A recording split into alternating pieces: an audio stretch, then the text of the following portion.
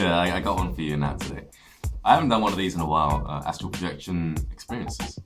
I was trying to think to myself, okay, what are the recent experiences that I've done that I want to actually show to you, actually teach you something recently? And I thought, well, I like to tell you in depth about my life stories. I like to tell you things in depth. By the way, while I do this, I don't mind if it gets dark the way that I'm going to speak. You know, most people, when it gets dark, I've done this myself actually, I ruin the video because I think that it's going to ruin the video, so I turn it off and I start again the next day. But today I'm going to go through with it. I decided to make myself a video today, not based on what I've previously done, but what I've actually done as a child when it comes to astral projection experiences. I don't know if other people have done this before, maybe when you were a child and you actually maybe might have thought that it might have been a dream. But maybe today I might be able to cover some of that up. So this is me, Ryan JC, teaching you or telling you today something that happened to me when I was younger. Now this is when my abilities were starting to lift off. Now, as a child growing up, I was not a negative person. However, I did base myself in fear. Basically because my father was extremely abusive. He drank a lot of alcohol, so I'd get beaten up in the house, right? I would then walk outside and people would look at my face and they'll see me frowning, and then they'll think that because I'm frowning that I'm angry at them, so I'll get beaten up on the street. When I'd get at school, you know, I'd be in school, people would see me upset, they'll see me angry, they'll see me skinny, small, and weak, so they'll pick on me, right? They'll kick the crap out of me. So getting on the bus was a nightmare. I even had to walk one time home from school because it took longer than normal because my mum wasn't there to pick me up. Because I thought that she was working elsewhere, so I had to get the bus. So I decided to walk. I'd rather walk. And I walked through the woods because I knew no one was going to see me. You see, this was my life growing up as a small child. And it wasn't until I started to exercise, work out, and start doing martial arts. That's why there's a boxing bag behind me, that all of a sudden everyone who bullied me just wanted to be my friend. It's funny how that works, right? You know? So basically what happened, because I was such in a fear-based mentality, was that that's what created the fear. Okay, that's what created the fear. It's not what created the astral projections. Now the astral projections were something entirely different. Entirely different. Scared the living daylights out of me. Okay, I'd be in bed. I was about 5, maybe 4, and I'd hear these noises, these pressures in my head. I thought something was going on with me. I thought maybe I might have had a tumor inside my brain, right? Because I was feeling massive, like, it was like my brain, someone had their hands inside my head, was squeezing it, you know? And the noise was so powerful, you know, because I would sit there, laying down in bed, and I'd look at the slight crack on my door, because I used to let sunlight go into my door, or the light from the hallway, because I knew that as soon as the lights went off, that's when stuff got weird, okay? Because that's when the DMT starts kicking in, that I know now, which I didn't know back then. And as soon as those lights turned off, things started going very south, very quickly. So I'd sleep with the light on, the lamp on, candles. I would make sure that my room stayed very bright. You know, I'd take down the blinds, I'd open the curtains, and I'd make sure that I didn't experience this noise. But it never worked. It never worked despite what I did. And the noises in my head, I started complaining to my mum about. You know, I started complaining about my mum. I said to her, "Mum, these noises are getting worse and worse and worse. We need to go see the doctor. We need to go see the hospital." So we went down to the doctor, Dr. Smith, you know, and he did a brain scan on my head, only to find that there was nothing wrong with me. He did a full body checkup. I was healthy to him, you know, I was healthy.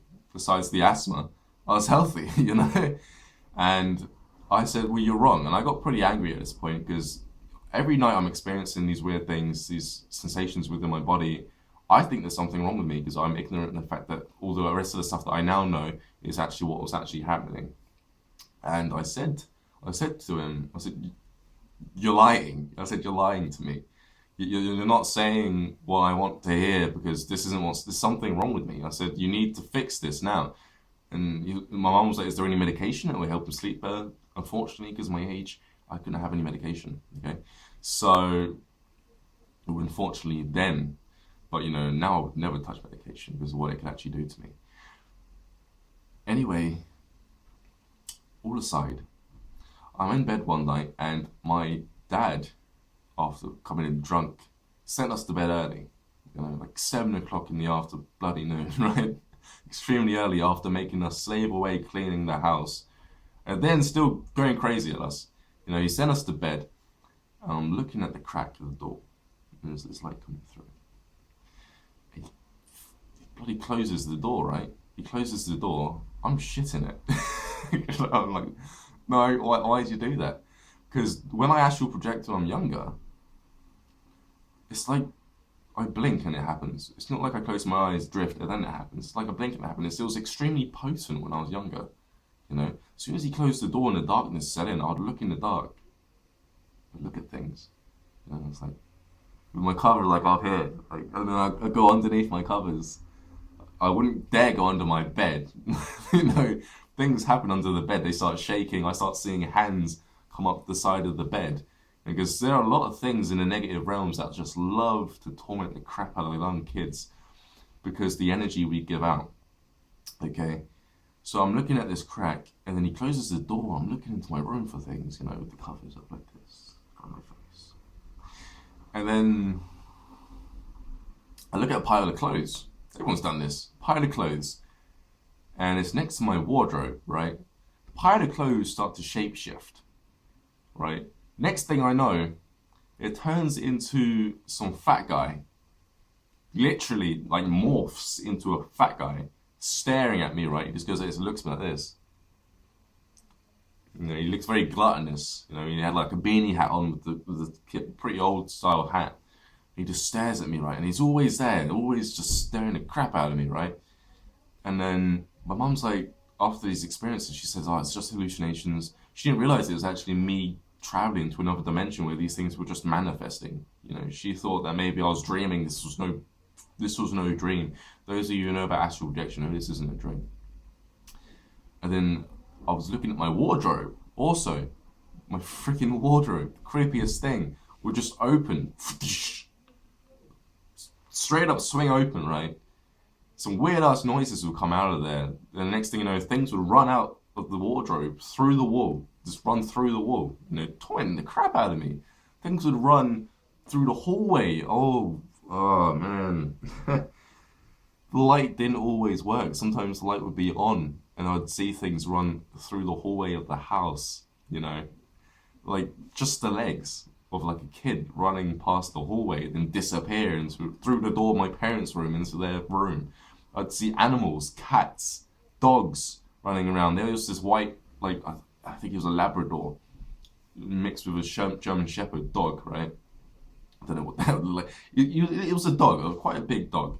He would always walk up the stairs, then deteriorate, right? And then deteriorate again next to my room, look in, sniff around, come out my room. I mean, he didn't come in, he poked his head in, came back out, stepped backwards, walk backwards. Dogs can do that. I've got a sniff. And then he'd walk in a circle and just sit there and then disappear, you know? We had this guy, he was like 8 foot tall, bald. He would walk up the stairs, heavy-footed, right? Heavy-footed, with a hat on, right? And he would just manifest. And he would never look at you. He would never look at me straight in the face. He'd always be like this, come up the stairs. And you know he knows you're looking at him, and it's just so creepy. I'm getting the chills just talking about it, right? You know he knows he's looking at you, but he just won't turn and look at you, you know, and it's just creepy. He used to walk up and down the stairs, and he used to just watch and wait in that corridor, right? He used to go downstairs and sit there. We even caught footage of him on my camera when I was a kid. My little brother got annoyed with this camera phone because it kept catching these entities, right? And he threw it at the wall and broke the bloody phone. We had pictures on there of ghost pianos, literally pianos, full set pianos, and somebody playing the piano in the middle of a church, right? We had photos of things with wings, huge ass wings, right? Entities on this camera. We had so much stuff on there, and he destroyed the bloody phone. I got so angry with him, I actually brought myself a new phone just like last month to do other photos like this. Unfortunately, the charger didn't work, and I actually got really annoyed. But what I'm saying is, when I was a child, these things used to happen, and I had no one to turn to. You know, the doctors said I was healthy. They said I was making it up. My mum said I was making it up. My dad would beat me. I'd go outside, get beaten up by kids, beaten up on the bus. I used to have this black guy who used to come up to me, grab my head, squeeze it, and pick me up by my neck. It was very uncomfortable. You know, that killed. I was such in a fear-based mentality back then, which was drawing all these entities into my house. And then, obviously, you know, I got bigger, worked out. I've stopped working out now. This is why I lost all my weight. And it was terrible. And I needed somebody to be there. I needed a guide, I guess you can say. So I needed someone to help me, you know. And then I'm sat there one night, sucking my thumb on the pillow. And then I see all these dots, these coloured dots in the room, and they all start moving like a swarm of bees, right? But really small, different colours. And they all come up next to me, and my head is going nuts. I'm looking at it and just thinking, what's going to happen next? But it wasn't a nasty feeling I was getting off of this. All of a sudden, the dots, they merged together and they squeezed together. And they made like... I know this entity did this form deliberately because he knew I was a child. I know he did. You know, he made himself look like a Smurf / Casper. If you can imagine a Smurf, but without seeing the hat and the diaper. It was all one thing with just the cartoon-like eyes. But he was like Casper in the way that he glued, instead of like see-through blue like Casper, he glued see-through glowing like green, but with cartoon eyes. It was like cartoon thing in reality. It was freaking amazing. And he would talk to me every night. He would say to me, it's okay. Nothing's going to happen. And if there was something in the corner of the room, as soon as he came in, that thing disappeared. It just vanished. And he would just sit on my pillow. Like I'd lay like this, he would just sit on my pillow. He'd talk to me every day for months on end, for years even. And then one day, my parents have an argument downstairs. And I'm in the astral realm talking to my guardian, this little thing. Well, I consider my guardian at the time because he's helping me out. And I'm in a realm where I can still hear and see things in the physical. So I'm hearing them argue, and my friend next to me is saying it's okay, nothing's going to happen, he's not going to come upstairs. And then one day, my guardian looks at me straight in the face, and he says, you don't need me anymore, and I'm gonna disappear. I said, will I ever see you again? I got pretty upset. He said, no, I won't see him again. And then just the same way he appeared when he materialized into my room, he burst into loads of little pieces. And then ever since that happened, I didn't astral project. I didn't astral project for a long time. This was when I was about 8. I was about 8. He was around for a very long time. 8 or 9. This was, I think I was around 9 years old, just turned 9.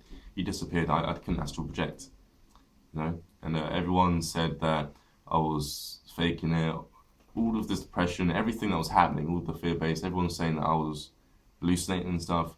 This forced me, plus I didn't understand what was going on, this forced me to suppress it, and then I lost my memories of all of this, of my spirit guide, of the entities. One time I was in bed, I looked up, oh wow, I looked up, right, this thing, the bricks on my wall came out, and it just opened out, and there was this green light that flooded the room out of the wall, right? If you can imagine, it's like a doorway, it's come out. And then this thing poked its head out. It was like a goblin. It was a frigging goblin. I don't care what you say. It was a goblin, right?